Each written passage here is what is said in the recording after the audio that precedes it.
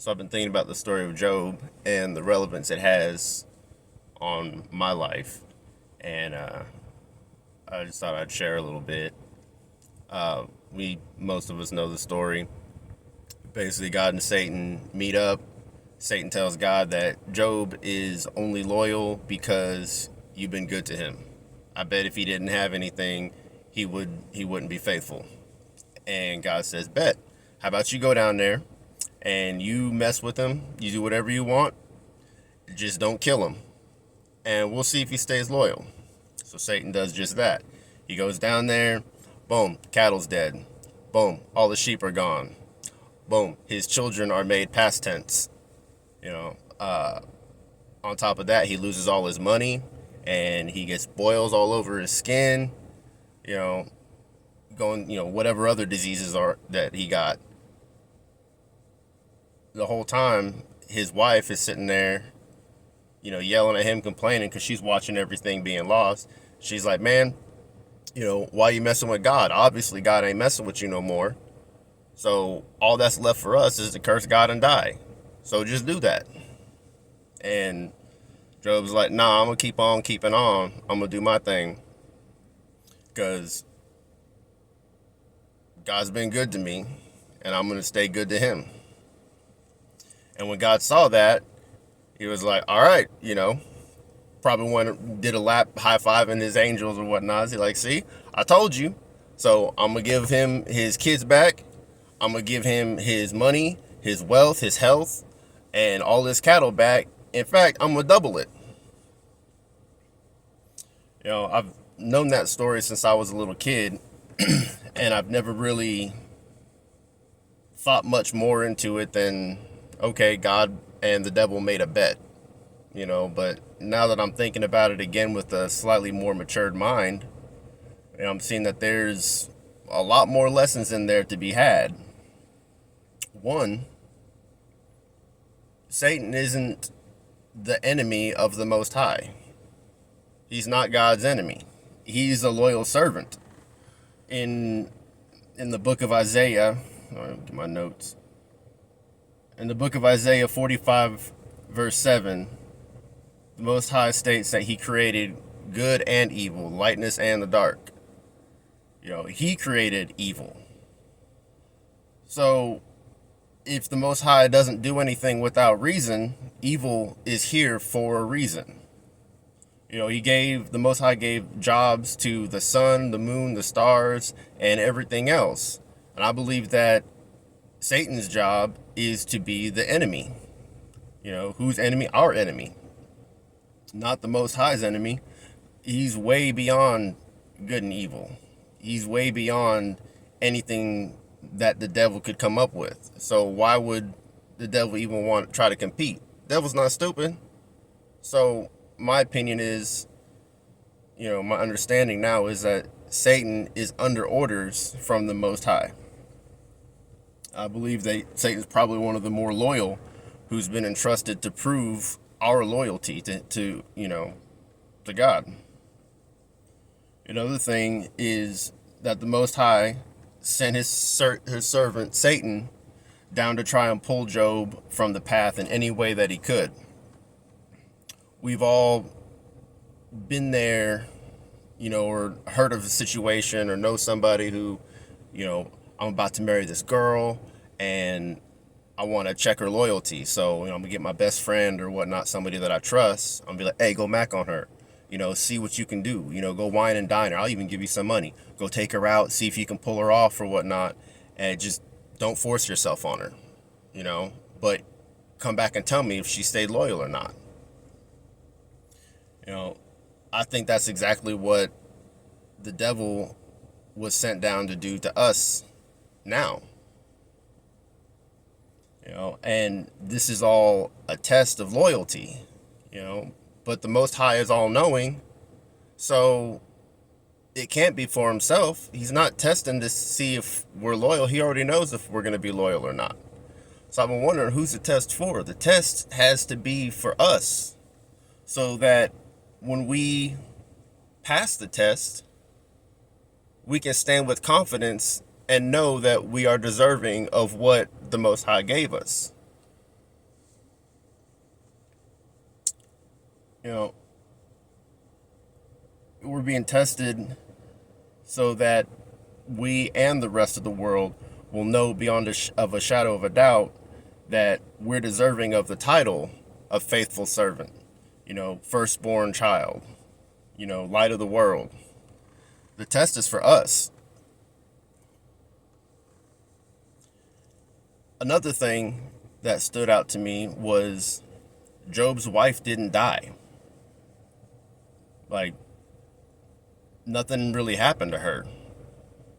She was right beside Job the whole time. She had to watch all the animals die. She was forced to see her wealth deplete.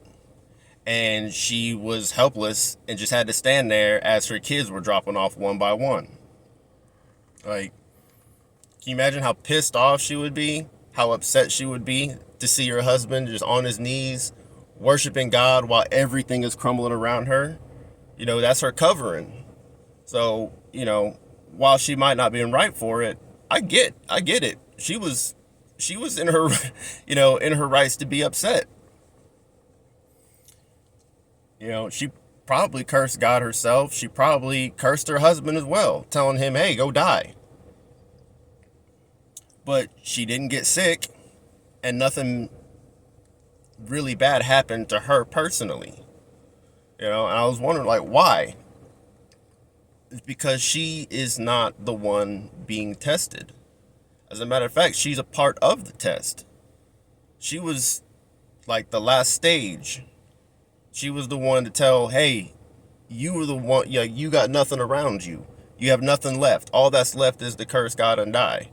She was that final obstacle that Job had to overcome for God to be like, all right, see what I said? You see what I'm saying? He's loyal. I look around and I see people that are doing a lot of wicked things in the world, and they're not being punished. They're successful in life. They're happy.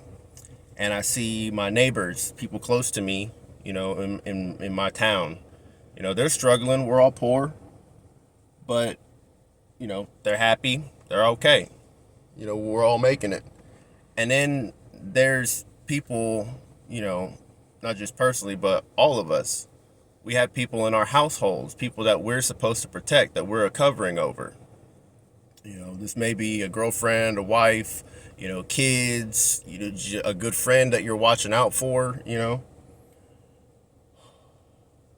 But what separates them from us is that we're the ones being tested. Our proper place, as the head, the head of the family, head of nations, however you want to look at it, that means that when we mess up, when we suffer, everything below us is going to suffer as well.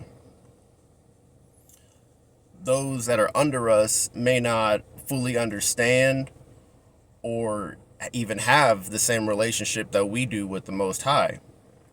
So they may come at us sideways and, tell us to turn away from the Most High. Hey, it ain't working, man. You're sitting there praying for this and that and nothing's happening. Look around. We ain't got nothing. We're hungry. We're poor.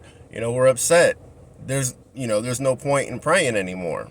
There's no point in turning to the Most High anymore. He's not messing with us.